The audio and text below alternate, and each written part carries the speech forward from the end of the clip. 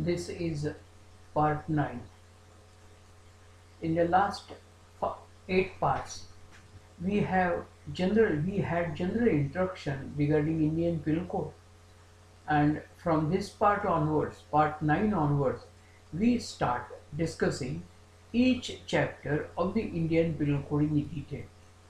And then the time for us to start right from section 1 up to section 5, namely chapter 1 of the Indian Penal Code, which deals with application of the Indian Penal Code, applicability of the Indian Penal Code. Indian Penal Code is made applicable to whom is the question for our consideration. And if you remember, during the course of introduction, the illustration with which we had started our discussion, imagine a situation that in one country like Delhi or Mumbai, somebody is arrested. And who is he? He is not citizen of India. He may be Englishman, or he may be Frenchman, or he may be a German. And now what he has done? He is accused of the commission of the offence of murder which had taken place at London. Now the question, when he is arrested at Mumbai, whether the court sitting at Mumbai has got jurisdiction to try him for the offence of murder that had taken place at London is the question for our consideration. And if you can find out answer, then the answer you will definitely understand the chapter 1 of the Indian Penal Code, which deals with intra-territorial and extra-territorial operation of the Indian Penal Code. What do you mean by this? It means Indian Penal Code is made applicable when the offence takes place within the territory of India. It is a first application of the Indian Penal Code, and it's not only, it is restricted only when the offence takes place within the territory of India, but when the offence has taken place beyond the territorial limits of India, Indian Penal Code is also made applicable, and this is exactly known as extra-territorial operation of the Indian Penal Code. Now, for the purpose of understanding general application of any enactment, if you read section 1 of any enactment, this makes it very clear that this act extends to the whole of the India except the state of Jammu and Kashmir, and hence now it shall extend to the whole of India except the state of Jammu and Kashmir. Now this is, you will understand details as far as this section is concerned, why Jammu and Kashmir is excluded as far as the application of the Indian Penal Code is concerned, but it is made applicable to the whole of the India. And then when you try to understand this, this is a time for you to have a reference to Article 370 of the Constitution of India. During course of time, when you shall be learning provisions of Article 370 of the Constitution of India, you will come to know state of Jammu and Kashmir enjoys entirely different status as compared to the rest of the state. Hence this provision and the rest of the details with which you shall be dealing, but try to understand only one thing, and the Indian Penal Code is applicable to the whole of the India except the state of Jammu and Kashmir right in the beginning or for the time being. With this now, Indian Penal Code, if you read application of the Indian Penal Code within the territory of India, it says every person shall be liable to punishment under this code and not otherwise for every act or omission contrary to the provisions thereof of which he shall be guilty within India. What does it mean? It means every person who commits an offence within the territory of India is liable as per the provisions of the Indian Penal Code, and this application of the Indian Penal Code is what is meant by intra-territorial operation of the Indian Penal Code. Now when we say every person, there is no exception to this every person. During course of time you may come across many cases or many illustrations, but imagine a situation where Mr. German from Germany, a national of German, came to India, went to any place, came to India, went to his friend's place. In the absence of friend, he had sexual intercourse with the wife of the friend, with the consent of the wife. Why? And then when it is with the consent of the wife, that will not amount to the offence of rape as it is defined by section 375 of the Indian Penal Code. Now there we will learn that if the man has got a sexual intercourse with a woman with any one of the ways which are enumerated as per section 375 of the Indian Penal Code is concerned, that amounts to the offence of rape. And then if it is with her consent, the question of offence of rape as per section 375 of the Indian Penal Code doesn't arise. So he had a sexual intercourse. Now, if you read right from section 493 up to section 498 of the Indian Penal Code, and especially this is a time for you to have reference to section 497 of the Indian Penal Code, which defines the offence of adultery. And what is adultery? If a man has got a sexual intercourse with a woman whom he knows or has reason to believe to be legally wedded wife of somebody, with the consent of the wife but without the consent or connivance of the husband, commits the offence of adultery as defined by section 497. So with respect to this Mr. German, a matter went to the court of law. And when the matter went to the court of law, and he was accused of the offence of adultery as defined by section 497 of the Indian Penal Code, he raised only one defense, and that is, he said, if you go through the provisions of the German Penal Code, adultery is nowhere defined as far as German Penal Code is concerned. I came to India, I was not aware regarding this offence of adultery which is defined by section 497 of the Indian Penal Code. Otherwise, I would not have had a sexual intercourse with the wife of my friend. But because she had given a consent, I had a sexual intercourse, and hence this was the act which was done by me when there was no my state of mind, which is what is known as guilty mind. And in the absence of what? In the absence of not knowing a provision of the law, how it can be said that person is liable as per the provisions of the law was the rest, where the rest of the arguments which were advanced on his behalf. And the ruling that was given by the court of law is purely based on the basic principle of the law, and the basic principle of the law clearly lays down ignorance of no law is no excuse. You cannot come out anywhere and defend your case by saying that I was not aware of the provision of the law, and that is based on simple fact that when you want to get benefits as per the provisions of the law, how you can say that, well, I was not knowing a particular provision of the law. Hence, you must know the law, and a law makes exception to nobody. Everybody is equal before the law. Equal protection is given to everybody before the law, and hence, because of this, he was convicted for the offence of adultery as far as section 497 of the Indian Penal Code is concerned. Now, in order to know entire Indian Penal Code, it is necessary for us to go through all the provisions right from section 1 up to section 511. During course of time, when we want to deal with a particular provision, we might have dealt with a particular offence or not, but as for example here we are dealing with what? We are dealing with a case of adultery. Now this is not, we have not dealt with adultery in detail, but this is just to explain you that every person who commits an act which amounts to an offence within the territory of India is liable as per the provisions of the Indian Penal Code, is what is exactly meant by intra-territorial operation of the Indian Penal Code. And now the next question that naturally follows is, what is this territory of India? And hence, in order to understand territory of India, you have to go through the map of India. And if the offence has taken place as per the map within the territory of India, Indian Penal Code is applicable to the whole of India, and there is no exception which is made to every person. So nobody can come out with a defense and say, I am not national, I am not citizen of India.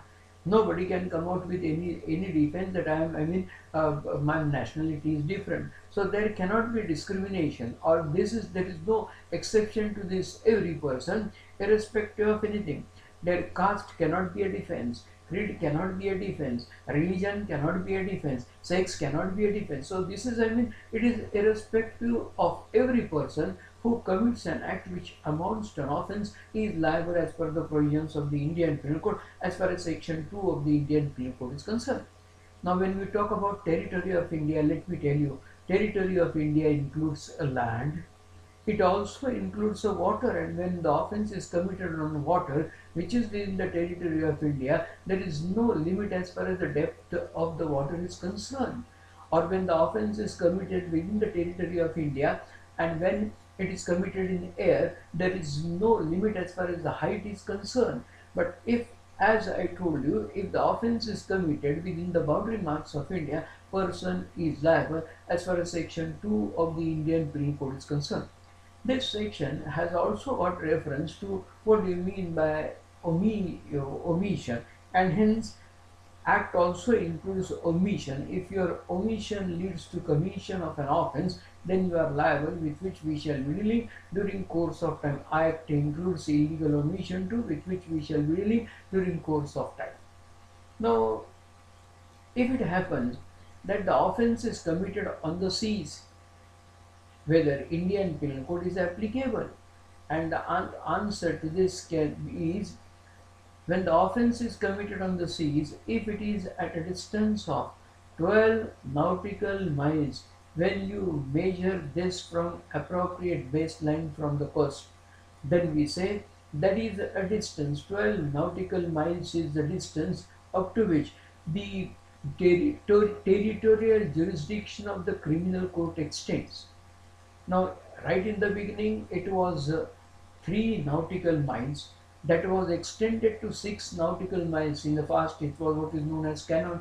The territory of the particular court extends into the sea up to where the canon shot can reach. Now, these are the details which you shall be dealing as far as the provisions of the public international law is concerned. But what is the law today? The law today is that if the offence is committed at a distance of 12 nautical miles, does it mean that 12 nautical miles belongs to territory of India? No. You shall be dealing with what do you mean by continental shelf, what do you mean by maritime belt, with which you shall be dealing when you deal with the provisions of the public international law during course of time. Here we are dealing with what? The territory of a court sitting within the India extends into the sea up to a distance of 12 nautical miles for all practical purposes that shall be taken as a territory of India, and hence the person is liable.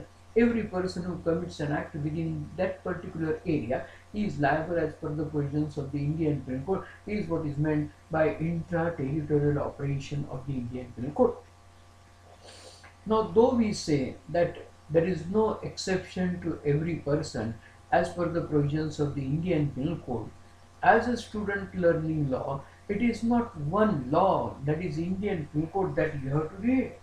Along with Indian Penal Code, you have to refer to the provisions of the constitutional law.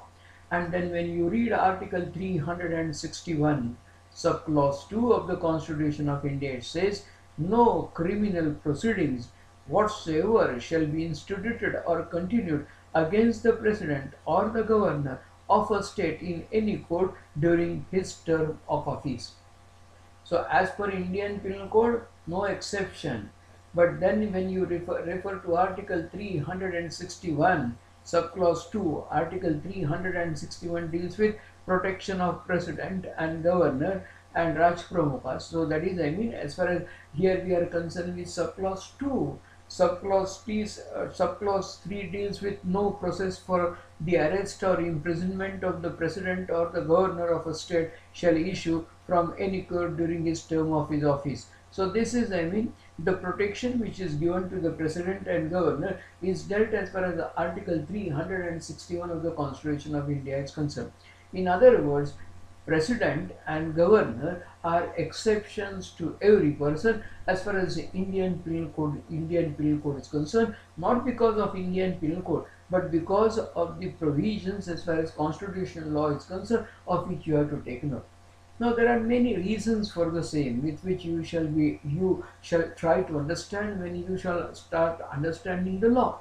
In case when it is a civil litigation, there are two parties, namely Mr. A versus Mr. B, plaintiff and the defendant. But when it is a criminal course, it is always A, who is an accused person, versus state. Maybe state of Maharashtra, maybe state of Karnataka, whatever it might be, but it is always one party is always state. And who is head of the state? Head of the state is always governor. So one party is always a government, and in case of union territory, A versus Union of India, who is head of the Union of India, and head of the country is President of India. And then let me tell you that today when you read the provisions of the Indian Penal Code of 1860, today also, as I mean during the course of time, all principles are borrowed from English law. And today also, if it is not possible for you to know the meaning, if there is a gap as far as understanding of the subject is concerned, we always, I mean, take help of English law. And in English law, who used to administer justice in the past? King. And what was expected? King can do no wrong. So king is to be compared. There are many more reasons. As you go on reading, you will come to know. But as king can do no wrong, being the head, same is the case as far as the president and the governor of the state is concerned. How long? As long as they are in the office, as long as he is in the office of the president or the governor. Once he ceases to be president or the governor, then this is, and what we call it, this is the immunity. President is not amenable. Governor is not answerable to the criminal code as long as he is in the office. But once, I mean, there is a provision. If at all you want to, I mean, you want to proceed against the president as per the provisions of the criminal law, there is a provision of impeachment of president. And once the president is impeached, naturally, the question, I mean, you by all means there can be prosecution against such a person, because he in that case is not at all a president of India. Same is the case. President is elected, hence there is a provision of impeachment. Governor is appointed, and hence there can be a removal of the governor accordingly. All these aspects to certain extent, with which you shall be dealing in detail at the time when you deal with the provisions of the constitutional law. But though we say these are two exceptions, president and governor are the exceptions to every person as dealt by section 2 of the Indian Penal Code. With this now, as we proceed further, as you have given immunity to your president, as your president of India is not amenable to any criminal court within the territory of India, what about, I mean, foreign sovereigns, head of some other country? Or what about ambassador who represents, I mean, some foreign country, or who represents the head of the country? And then, as per Indian Penal Code, no immunity. As per Indian Penal Code, no exception. As per Indian Penal Code, he is answerable. Yes, no doubt about it. But it's not only, as I told you, we are learning Indian Penal Code. In order to know liability of president and governor, we learned Article 361, subclause 2 of the Constitution of India. And this is the time where we have to go by the principles of public international law. And when we start dealing the provisions of the public international law, we come across the basis of public international law is all states are equal, equality of the nations. That is one I mean principle. Secondly, a committee of the nations, it is must for you to maintain good relations. And last but not the least is what is known as reciprocity. If you have given immunity to your president, you should also give immunity to our president. And if you have given immunity to our president, we will give immunity to your principle. This is as simple as this principle, and this is the basis of public international law. Equality, comity, and reciprocity is the principle on which public international law is based. So now, as per the provisions of the public international law, foreign sovereigns, ambassadors, warships, foreign army, these are exempted. There is immunity. So this is granted as not as per the provisions of the Indian Penal Code. Let me make this very clear. But as per the provisions of the public international law. And last exception is that of alien enemy, when few persons are arrested at the time when there is war between our country and some other country, and they are arrested, they shall be, those who are arrested shall never be dealt by the provisions of the Indian Penal Code, but they shall be governed by the provisions regarding laws relating to war. Hence, there is alien enemy is not treated as per the provisions of the Indian Penal Code, but special provision is made applicable. So these are the exceptions to every person. And who are the exceptions to every person? 1. President. 2. Governor. 3. Foreign sovereign. 4. Ambassadors. 5. Warships. 6. Foreign army. And next is what is known as alien enemy, of which you have to take note.